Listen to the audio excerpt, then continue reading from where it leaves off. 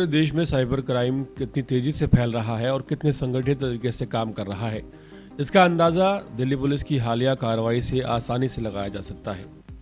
बेशक पुलिस की ये कार्रवाई सराहनीय है, लेकिन 16 करोड़ रुपए की ठगी के मामले में एक ऐसा सच सामने आया है जो सिस्टम पर बड़ा सवाल खड़ा करता है। जांच में पता चला कि जिस एक खास बैंक अकाउंट के जरिए करोड़ों की ठगी की गई, उसके खिलाफ पहले से 286 साइबर शिकायतें दर्ज थी। जरा सोचिए, 286 शिकायतें जिनमें कई अलग अलग पीड़ितों की थी। इसका मतलब ये है कि अपराधी बेहद संगठित थे, जबकि प्रशासन कहीं ना कहीं हद से ज्यादा ढीला साबित हुआ। अगर शुरुआती शिकायतों पर ही उस खाते के खिलाफ सख्त कार्रवाई हो जाती तो शायद ठगी का आंकड़ा इतना बड़ा और डरावना ना होता। दिल्ली में साइबर ठग, मोबाइल स्क्रीन के पीछे बैठा अपराधी कैसे लोगों की मेहनत की कमाई पर हाथ साफ कर रहा है, और इसी बीच शिकायतों का जो आंकड़ा है वो आसमान छू रहा है। ऐसा ही एक मामला सामने आया जब सोशल मीडिया के जरिए एक व्यक्ति को आकर्षक और पक्के मुनाफे का सपना दिखाया गया। शुरुआत में बातचीत इतनी पेशेवर और भरोसेमंद थी कि पीड़ित को किसी तरह का कोई शक नहीं हुआ, लेकिन धीरे धीरे उसने निवेश करना शुरू किया।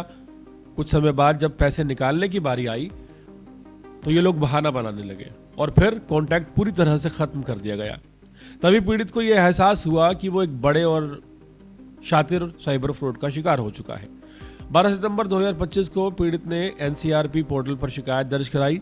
मामला पीएस साइबर वेस्ट में दर्ज होते ही जांच शुरू हुई। पुलिस ने टेक्निकल विश्लेषण और बैंक ट्रांजैक्शन की बारीकी से जांच की तो सामने आया कि ठगी की रकम सीधे किसी एक खाते में नहीं गई थी। पैसा कई खातों में घुमाया गया था ताकि जांच एजेंसियों को गुमराह किया जा सके।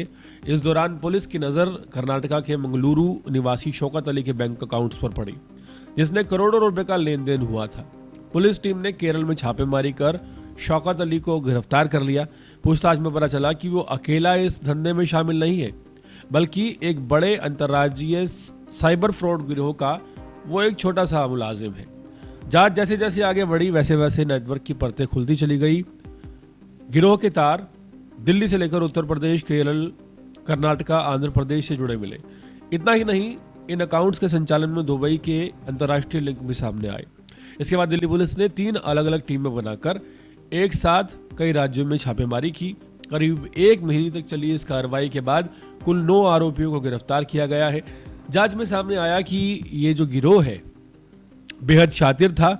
कुछ आरोपी बेरोजगार युवकों को एजेंट बनाकर उनके नाम पर बैंक अकाउंट खाते खुलवाते थे। इन खातों को मोबाइल ऐप्स के जरिए दूर बैठे मुख्य आरोपी संचालित करते थे।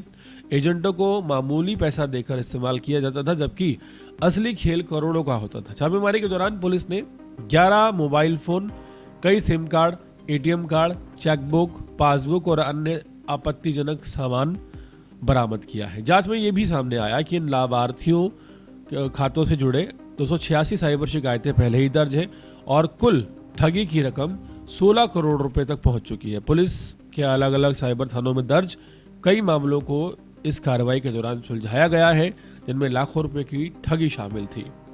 ये पूरा मामला एक बार फिर चेतावनी है कि सोशल मीडिया पर जो निवेश दिखाए जाते हैं प्रॉफिट के बहाने, वो कितने ज़्यादा खतरनाक हो सकते हैं।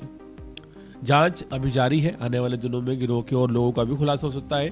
पूरे मामले से 2 चीज़ें सीखने को मिलती है। एक ये कि सोशल मीडिया पर देखकर निवेश ना करें, और दूसरी ये कि जो आंकड़ा इतना 286 शिकायतों का पहुंच गया, ये वाकई डरावना है। ये अपने आप में एक सबूत है कि प्रशासन कार्रवाई नहीं करता और शिकायतें लंबित पड़ी रहती हैं।